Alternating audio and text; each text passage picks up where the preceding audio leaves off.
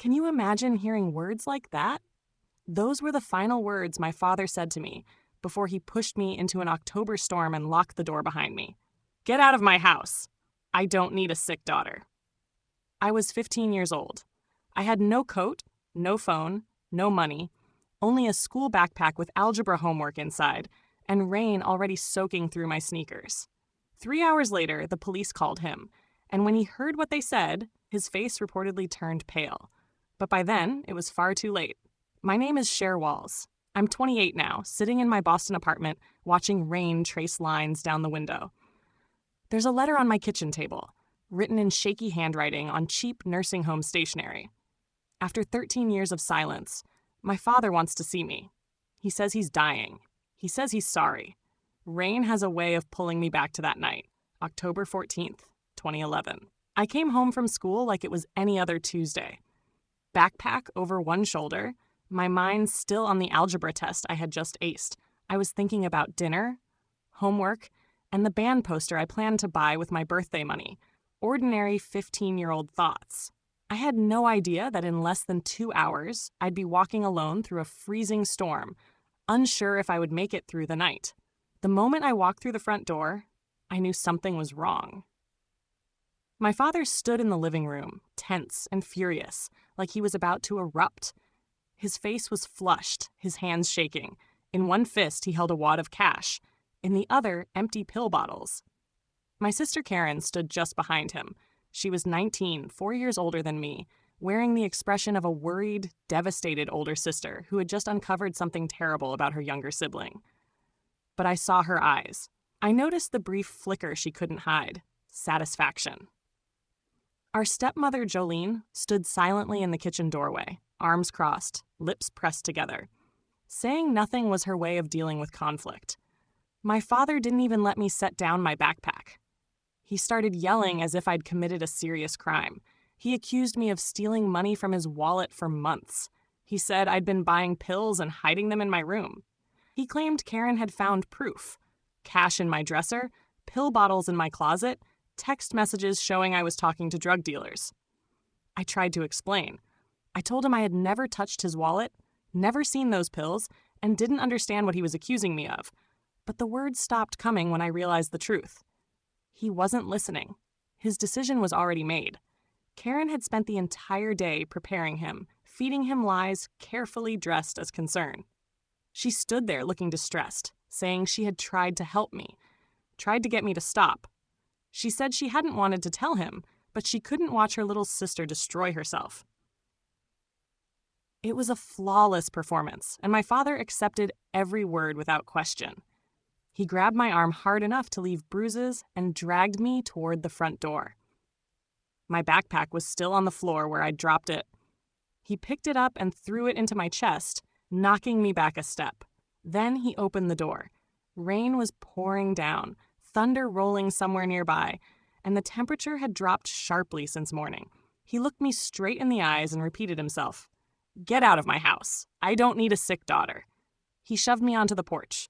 The door slammed, the deadbolt clicked, and just like that, at 15, I was homeless.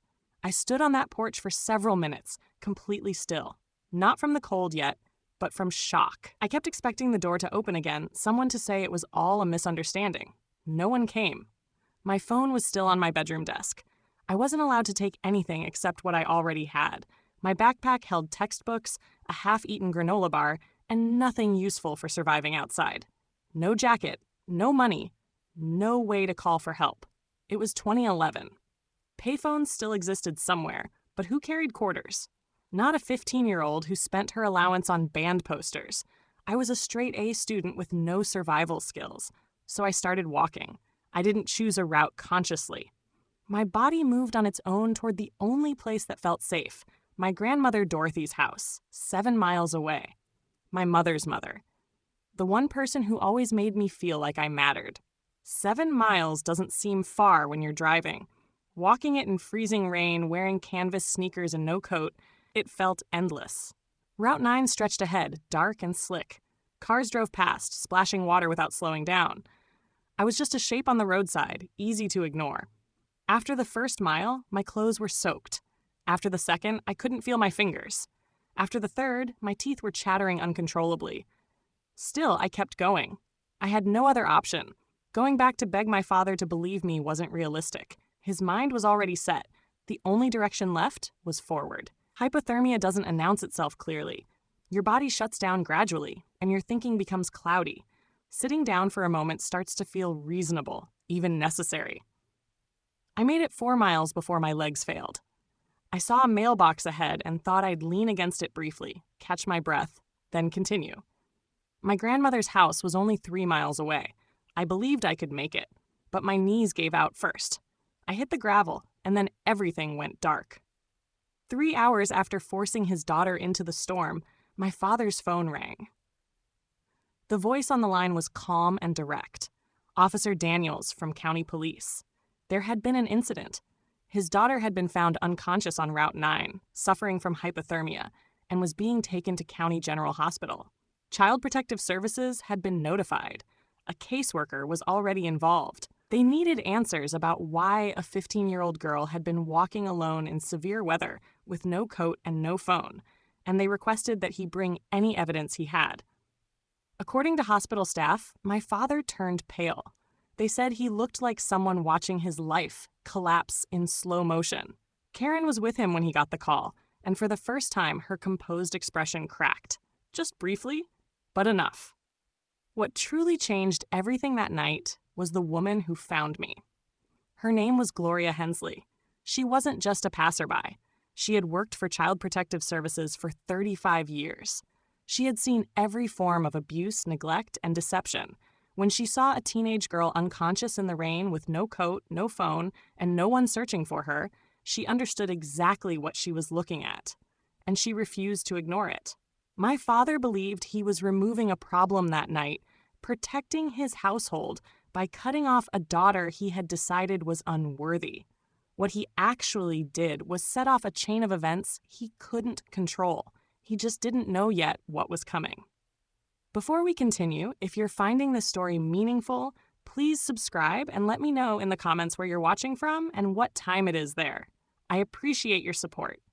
Now, to understand what truly happened and why my sister acted the way she did, we need to go back to where everything first began. My mother, Patricia, died in 2006. Cancer. I was 10 years old. Karen was 14. One day, we had a mother who made pancakes on Sunday mornings and braided my hair for school pictures. The next, we were standing beside a hospital bed, watching the machines slow down until they stopped. My father did not cope well. That is an understatement. He folded inward, like a system shutting down. He went to work, came home, sat in his recliner, and stared into space. The house could have fallen apart around him, and I doubt he would have noticed. Karen stepped in. At 14, she became the one who cooked meals, signed permission slips, and made sure I got to school on time. She took on responsibility far beyond her age. My father leaned on her completely and praised her constantly. He told her she was the glue holding the family together, that he didn't know what he would do without her. What he never did was ask how she was coping with losing our mother. He simply assumed she would manage everything. My father had 2 major blind spots, his oldest daughter and his recliner. Both were worn down and unstable, but he refused to see it. What no one noticed and what my father refused to acknowledge was what happened when he wasn't paying attention. Karen wasn't just helping, she was establishing control. And in that system, I was placed at the bottom. It began quietly. Homework that vanished the night before it was due. Field trip forms that never reached my teachers. Clothes ruined in the wash, one after another, dismissed as accidents. Birthday invitations that never arrived. Messages from classmates that disappeared. All of it built a version of me I didn't even know existed. Karen spoke to my teachers with concern, telling them I was struggling after our mother's death, acting out, and needed patience. She created the image of a troubled child, and people believed her because she appeared responsible and caring. I tried to tell my father once. I explained that Karen was undermining me, lying about me, damaging my reputation. He dismissed it immediately. He said I was jealous and should be grateful that she was holding the family together. After that, I stopped talking. I learned to stay quiet, stay unnoticed, and wait until I could leave. 2 years after my mother died, my father remarried. Jolene seemed kind at first. She smiled often, cooked meals, and tried to fit in. Karen began calling her mom almost immediately. It felt calculated, a way to strengthen her role as the devoted daughter. I couldn't do it. Calling someone else mom after only 2 years felt wrong. That hesitation changed everything. From that point on, Jolene treated me like an outsider. She and Karen became a unit, and I was excluded. By the time I was 15, the roles were fixed. Karen was the favored child, the reliable one who could do no wrong. I was labeled difficult, unstable, and unreliable. Then there was the money. Before she died, my mother set up trust funds for both of us, $45,000 each, available at age 18. It wasn't a fortune, but it was security. Karen turned 18 in 2009 and received her share. Within 11 months, it was gone. She spent it on a sports car, expensive clothes, and gifts for her boyfriend, Trent, who talked constantly about future deals but never had real income. By the time I was thrown out 2 years later, Karen had nothing left. My trust fund was untouched, locked until I turned 18 in 2014, unless something happened to me before then. My mother's trust included a clause. If either daughter was declared legally incompetent or institutionalized before age 21, the money would be placed under the control of a court-appointed guardian. Karen and Trent understood exactly what that meant. If I were institutionalized for substance abuse, if my father found pills, cash, and evidence of dealing, then someone would manage my money for me. Someone responsible. Someone like a concerned older sister acting in my best interest. That $45,000 became my value to Karen. The week before everything collapsed, she set the plan in motion. Small cash withdrawals from my father's account using his ATM card. She knew the PIN because she handled the finances. Empty prescription bottles collected from Trent. A prepaid phone bought and filled with fake messages. On the morning of October 14th, while I was eating breakfast and thinking about my algebra test, Karen went into my room and planted everything. Cash in my dresser, pills in my closet, a note with the burner phone number. Then she went to my father, emotional and convincing, and told him I had a serious problem. He believed her without hesitation. She had spent 9 years being the dependable daughter. I had spent 9 years being quietly framed as the opposite. By the time I came home from school, the decision had already been made. There was no discussion. The outcome was set. That is how I ended up on Route 9 in October rain, walking toward my grandmother's house as if it were the last place left in the world. Karen made only one mistake in her planning. She did not account for Gloria Hensley. I don't remember much about collapsing, only the sting of gravel and then nothing, like a screen going dark mid-scene. What I do remember is waking up under fluorescent lights, the smell of disinfectant in the air, a rough hospital blanket pulled around me carefully, as if I mattered. It had been a long time since I felt that way. And there was a woman sitting beside my bed. Silver hair pulled back into a tidy bun, reading glasses resting on her nose, a paperback novel closed in her lap. She looked like an ordinary grandmother, the kind who baked cookies and carried tissues in her purse. But her eyes were sharp and attentive, quietly taking in every detail. Her name was Gloria Hensley. She was 67 years old and recently retired after 35 years with Child Protective Services. She had seen every form of abuse, neglect, and harm that adults could inflict on children. On a cold October night, driving home from her book club, her headlights caught something unusual along the roadside. A teenage girl, unconscious, soaked, and alone. Gloria pulled over so fast her tires screeched. She had an emergency blanket in her trunk, an old habit from her CPS years, and wrapped me tightly while she called 911.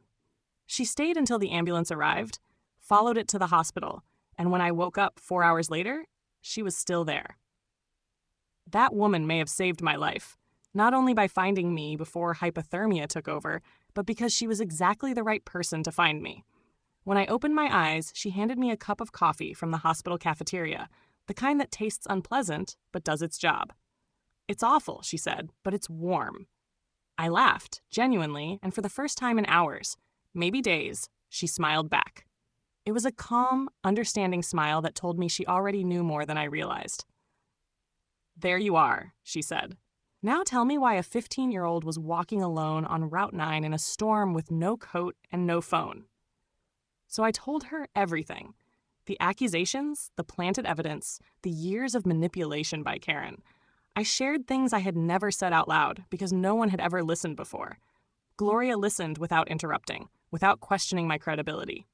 When I finished, she was quiet for a moment, then said, "I believe you, and I'm going to help you prove it."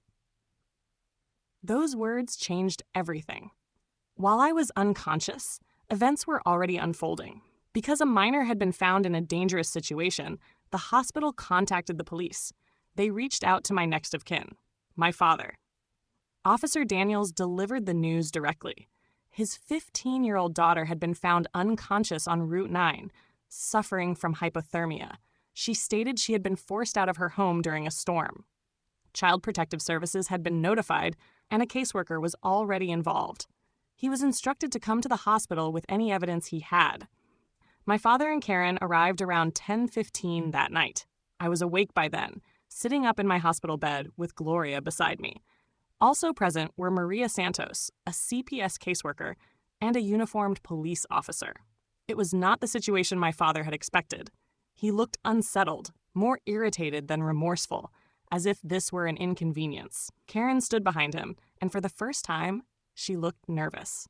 The confidence she'd had earlier was gone. They expected to see a scared, apologetic girl ready to admit guilt and beg to come home. Instead, they were met by professionals asking clear, direct questions about why a minor had been walking alone in extreme weather without protection or a phone. Control had shifted in that room, and Karen recognized it immediately. She attempted to fall back into her familiar role, the worried older sister, the problematic younger one. But Maria Santos was not convinced. Years in social work had trained her to spot inconsistencies, and Karen triggered every warning sign. Then, my grandmother arrived. Dorothy Reeves was 67 years old, just over 5 feet tall, and completely resolute. My mother had been her only child, and I was her only grandchild. She had never trusted my father or his new household. She lived 40 minutes away and arrived in 25. I heard her heels in the hallway before I saw her. She entered with purpose and positioned herself firmly between me and my father. "That's my granddaughter," she said. "What has this fool done now?" My father attempted to explain, referencing the money, the pills, and the supposed evidence. Dorothy listened briefly, then stopped him. She told him directly that forcing a child out into a storm without confirming accusations was unacceptable. She asked whether he had even listened to my side. He had no answer, and she did not wait for one. That night, my grandmother acted decisively. She demanded an emergency custody hearing without delay. It was nearly midnight, but she persisted. Through long-standing contacts, she reached a family court judge. The hospital social worker presented the facts. A minor expelled into dangerous weather, no verification of claims, and a child found unconscious with early-stage hypothermia. By 12:30 a.m., emergency temporary guardianship was granted to Dorothy Reeves. My father was ordered to have no contact with me while a full investigation proceeded. As we left the hospital, my father tried to speak to me. Dorothy stepped in front of him immediately and told him he no longer had that right. She guided me to her old Buick, helped me inside, and wrapped another blanket around me. I told her I had nothing. No clothes, no belongings. She squeezed my hand and said we would take care of it. That night, I ate soup and slept in a bed where no one would force me out. Life at my grandmother's house followed 3 rules: breakfast at 8, homework before television, and no arguments before her second cup of coffee. It wasn't large or modern, but it was safe. For the first time in years, I felt stable. Still, the situation was far from resolved. 2 weeks later, Maria Santos called my grandmother and told her to sit down. The evidence my father had submitted did not match the timeline. Security footage told a different story. Maria wasn't just reviewing paperwork. She was investigating carefully. She tracked receipts and timestamps. The first issue appeared with the cash. The $800 found in my dresser came from a single ATM withdrawal on October 14th. Surveillance footage showed Karen making the withdrawal. Same clothes, same car, same dent in the bumper. Her explanation began to unravel. Mine held up. At 2:47 p.m. on October 14th, I was in 5th period chemistry class learning about molecular bonds. School attendance records showed I was present until 3:15 p.m. My teacher clearly remembered me asking a question about covalent electrons. There was no possible way I could have made that withdrawal. I was 12 miles away, surrounded by more than 30 students, with electronic attendants confirming it. Karen assumed she had planned carefully. But planning only works if details are considered. She used our father's ATM card without accounting for bank cameras. She withdrew money in the middle of the afternoon without checking whether I had an alibi. She purchased the prepaid phone at a convenience store 2 blocks from her gym, fully visible on camera, wearing yoga pants, with her car clearly shown. Some people imagine elaborate disguises. Karen was wearing Lululemon, and she was caught because she didn't bother to drive farther. The pills fell apart just as quickly. The bottles planted in my closet were traced to a prescription belonging to Trent Barlow, Karen's boyfriend. The medication had been prescribed and filled at a pharmacy on Oak Street. Maria Santos contacted the pharmacy and found a critical detail. Trent had reported the pills stolen and filed a police report, claiming his car had been broken into. But that report was filed on October 17th, 3 days after I was thrown out. If the pills had already been stolen and planted on October 14th, the delay made no sense. The conclusion was clear. The pills were not stolen. Karen had given them to Trent to plant, and he reported them missing afterward to support the story and get a refill. The timing showed planning, not chance. The burner phone confirmed everything. The fake messages allegedly from a dealer came from a prepaid phone purchased on October 10th, 4 days before the incident. Security footage showed a young woman with brown hair in a ponytail paying cash. Through the store window, her car was visible, a white sedan with a dent in the bumper. Same car, same person, same trail back to my sister. As the investigation expanded, the situation worsened. Maria Santos reviewed my father's financial records from the previous 2 years. What she discovered made the $800 insignificant. Checks had been forged in my father's name for nearly 2 years. The amounts started small and increased steadily. The signatures were close, but incorrect. The money had been routed into accounts tied to Trent's supposed business ventures.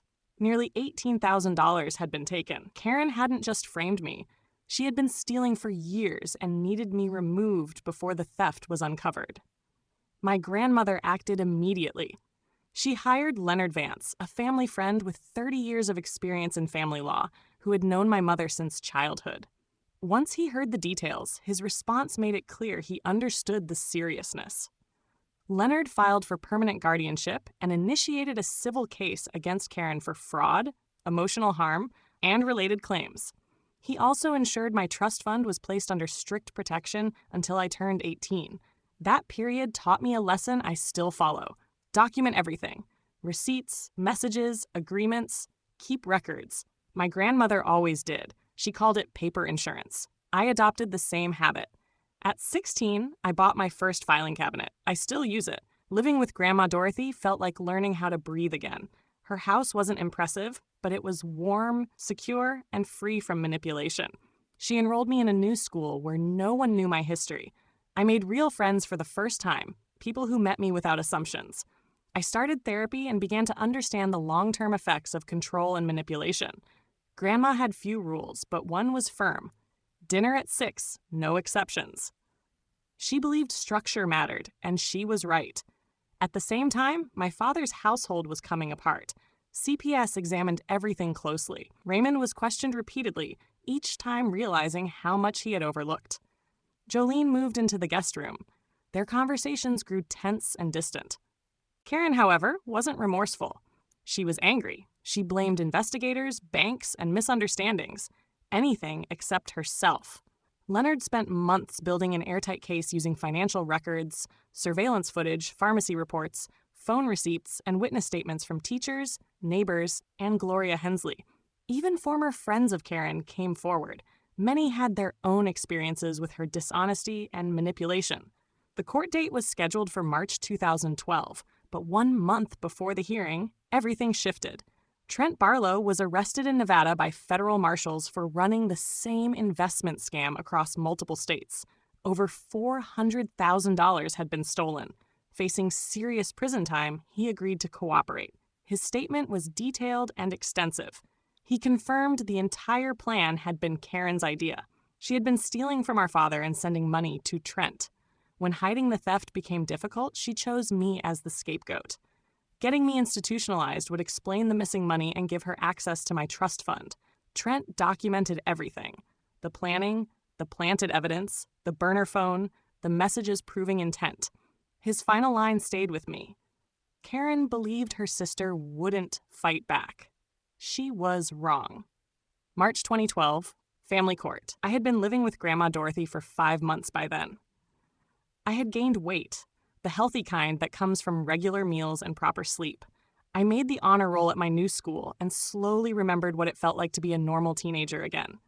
Still, when I walked into that courtroom, I felt 15 all over again. Small, scared, and unsure anyone would believe me. Grandma Dorothy squeezed my hand. Leonard Vance gave me a steady nod, and Gloria Hensley was there as well, seated in the gallery, wearing the same reading glasses and the same determined expression she had the night she found me. The hearing was meant to address guardianship matters, making Dorothy's temporary custody permanent and setting support responsibilities. Instead, it became far more serious. The district attorney had stepped in.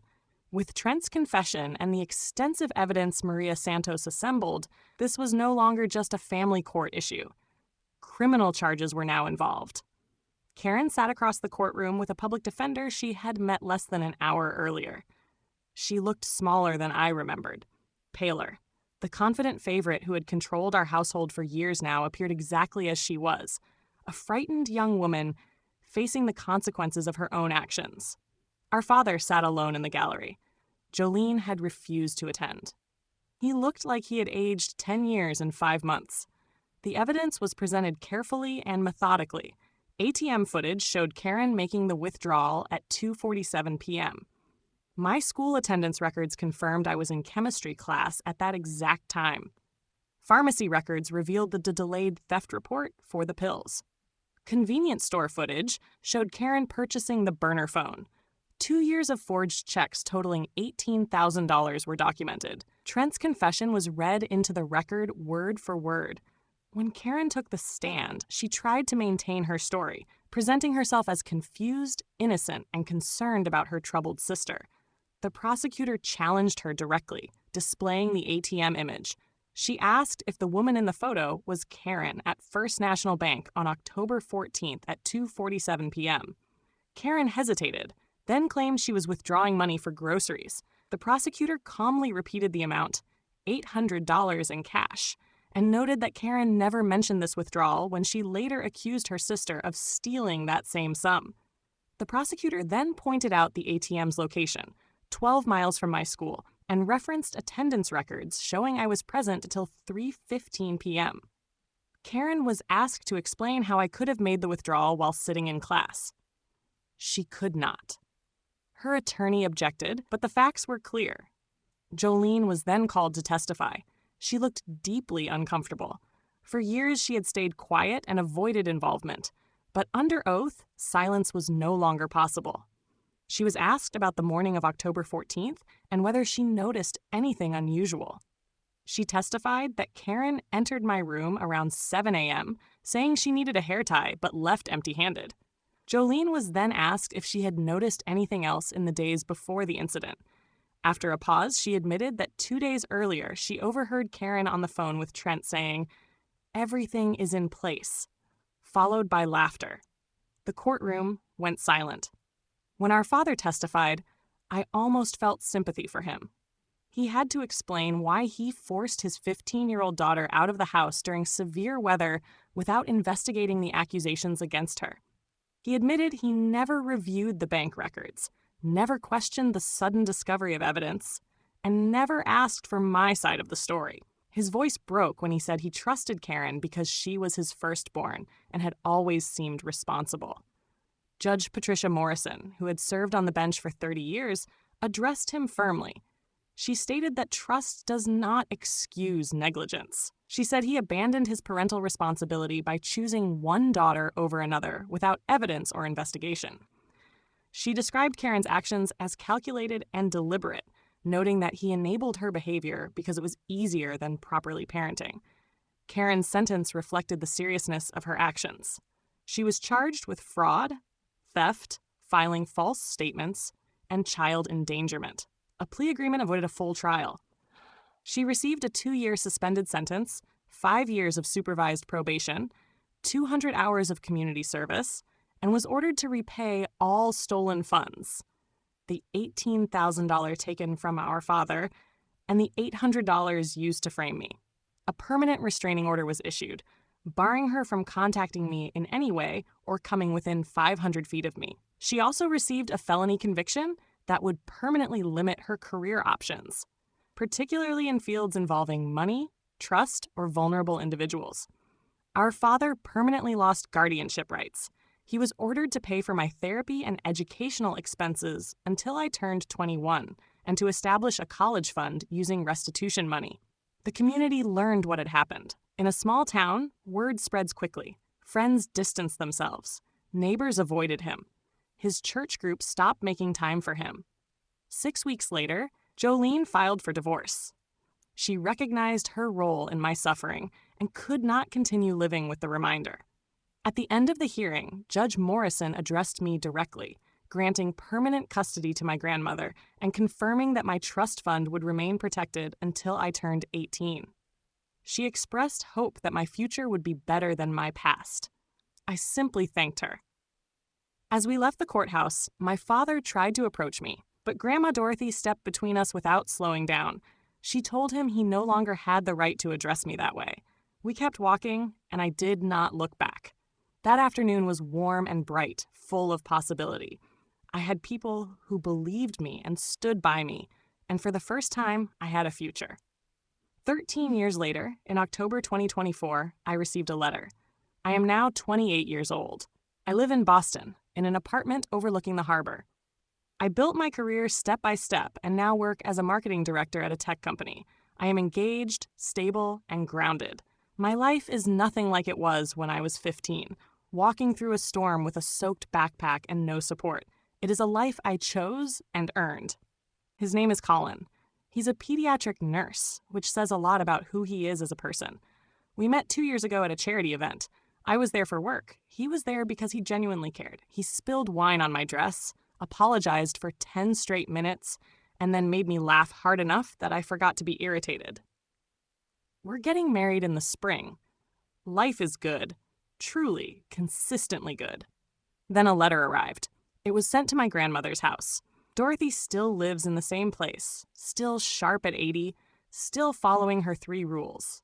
Breakfast at 8, responsibilities before television, and no serious conversation before coffee. Some things don't change. She called me and said something had arrived that I needed to see. Her tone was careful and neutral, the way she sounds when she doesn't want to influence me. I drove down that weekend.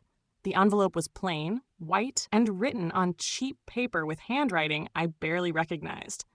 The return address was Maple Grove Care Center, a nursing home about an hour from where I grew up. I opened it at Dorothy's kitchen table while my coffee went cold. The letter was from my father. He wrote that he didn't deserve to ask anything from me and understood if I threw the letter away. He said he was running out of time and needed to say something before it was too late. He explained he'd had a stroke 2 years earlier, that his left side no longer worked well, and that Jolene had left, taken half of everything, and moved to Florida. The house was gone. The life he thought he had was over. He said Karen had tried to visit, but he refused to see her because he couldn't face what he'd done because of her lies. He said I was the only one he wanted to apologize to. He admitted he failed me as a parent by believing lies, choosing comfort over truth, and discarding me without question. He asked if I would come see him once so he could apologize in person. I sat there for a long time after reading it. Dorothy didn't speak. She waited, as she always did. I didn't owe him anything. I knew that. But I thought about my mother, about the person she raised me to be, and about ending cycles instead of continuing them. I decided to go. Not for him, but for myself. The nursing home was exactly as expected. Fluorescent lights, hard floors, and the lingering smell of disinfectant. His room was small and quiet. He looked far older than his 73 years, diminished in a way I had never seen. He cried when I walked in and couldn't speak at first. When he did, he apologized repeatedly, struggling for words. He said losing me was the worst thing he'd ever done and that he thought about that night constantly. I listened without interrupting. When he finished, I told him I forgave him, but I explained what that meant. Forgiveness didn't erase what happened. It meant I was choosing not to carry the anger anymore. I told him he believed a lie because it was easier, because Karen made him feel good and I reminded him of loss. I told him I built my life without him, that I was happy, and that the weight of his choices was no longer mine to carry. He nodded and said he understood. I stayed a little longer, shared safe details about my life, then left. In the hallway, a nurse told me Karen had come the week before and been turned away. My father couldn't face her. After all those years of being the one rejected, something quietly shifted inside me. Not healing, not forgiveness, but closure. I walked outside into October sunlight. 13 years earlier, October meant rain and betrayal. Now it means calm, growth, and a life I chose. Some storms don't destroy you, they redirect you. I lost a house, but found a home. I lost a father who failed me and gained a grandmother who never did. I lost a sister who never cared and found myself. When I returned to Boston, Colin was waiting with takeout and a bad movie ready. He didn't press for details. He knew when to give space. That's one of many reasons I'm marrying him. We're having a small spring wedding at my grandmother's house. Dorothy is already planning the menu. Somewhere else, my father lives with his regrets, Karen works night shifts, and Jolene pretends the past doesn't exist. And me, I'm in Boston, with a career I earned, people who love me, and a life that finally feels complete. Thanks for watching. More stories are on your screen now. Choose one, and I'll see you in the next story.